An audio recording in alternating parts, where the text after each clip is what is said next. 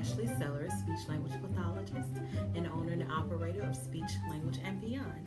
I'm coming to you today simply because I have recently started back working with an early intervention program.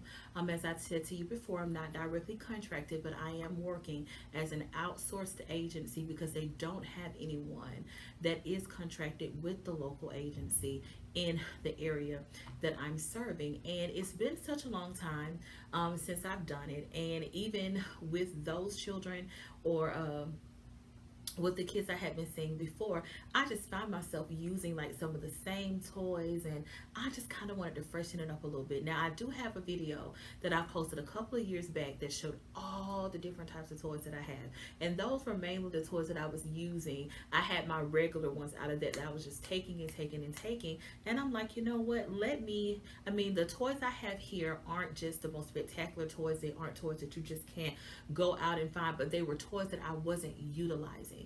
And I'm like, you know what, let me teach in therapy using some new objects I haven't been using, teaching the naming and identifying, but taking it a step further to also ask about object function by asking WH questions and getting them to demonstrate more through play what they understand and being able to answer questions. Because what I would normally do is really just use my toys as a way to teach those joint attention and turn taking skills to draw them in. I would use it to teach the tracking, which is purposes of attending. I would teach it to just do the identifying and the naming. And now I'm like, okay, well, some of my children, when I get them, they're still very much immature. And even though they should be at that level where they should be able to name and identify and all of that stuff, and then I can move on to those, Velcro activities or puzzles or picture matching boards.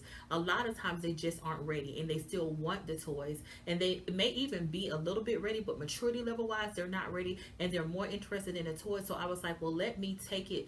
I can still take it a step beyond the naming and the identifying by going ahead and asking them those WH questions and allowing them to still learn how to hear the question and answer, but also being able to give them a live demonstration of what I mean when I say, what do you do with the phone? So I just wanted to show you very quickly some of the things I was using and kind of how I'm using it. So, and this is exactly what I did this morning, today when I was in therapy. So I started off with, and these are some that I have not used, I'm talking about in years. So I have this video camera, right? So I would put this in front of them and say, oh, what does this look like? Is this a video camera or a video recorder? Oh, let's look at it. It opens and closes. You can put it on your eye. I can see you. Turn. I'm recording you. Oh, you can push the button. I'm taking a video of you. I'm recording a video. I would do that, and then I will let them play with it. And as you can see, I added turn, adding a motion and an action word, open and close, pushing the button, recording a video, and then I would just let them play around with it for a while. And then I also had this video camera, so I did the same thing, and I asked, what is this? So I'm still giving them the question, what is this? Giving them an opportunity to name. If they don't tell me, oh, this is a camera. Here is the camera. What do we do with the camera? Oh, we use a camera to take pictures. Say cheese. I'm pushing the button. Say cheese. I'm taking a picture. Look at the camera. And I will allow them to play around with it for a while to get a feel for it. And I will continue to tell them what they're doing, what the object is called, what we use it for. And then I said, what is this? What do you think this is? This is a screwdriver. Do you know what a screwdriver is? A screwdriver is a tool. What do we do with the screwdriver? Look at my screw. We fix things with the screwdriver. Screwdriver, fix. We can fix things with the screwdriver and allow them to play with it. And after they've done that for a while, then I sit the objects in front of them just like this, and I'll say, well, which one do we take pictures with? Is it the video recorder, the camera, or the screwdriver? Which one is used for taking pictures? And then if they choose incorrectly, I show them the right one. If they choose correctly, I say, great job. It is the camera. Tell me again, what is this? And they can name, what do we do with the camera? Take pictures. And that way I'm like, you know what? I am teaching naming, I'm working on identifying, I'm working on answering questions concerning object function. I'm also working on identifying based on object function. So that's what I did this morning. And then the next thing that I did was I would show them the phone. What is this? This is a phone. Look at the phone.